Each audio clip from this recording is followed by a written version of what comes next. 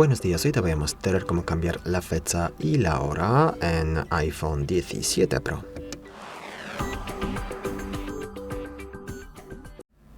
Para empezar, abrimos la aplicación Ajustes y luego de aquí seleccionamos la pestaña General, es una de las primeras de aquí. Después de eso, más abajo, pasamos a la opción, Fecha y Hora, está aquí.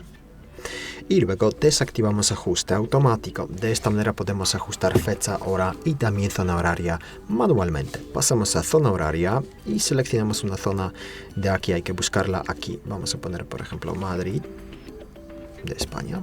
Luego pasamos a fecha. Aquí marcamos una fecha concreta. Luego pasamos a hora. También ajustamos horas, minutos. Y ya está. Si salimos de aquí, el cambio ya está introducido. Muchas gracias por ver el vídeo, dime tu comentario abajo, suscríbete al canal. Hasta luego.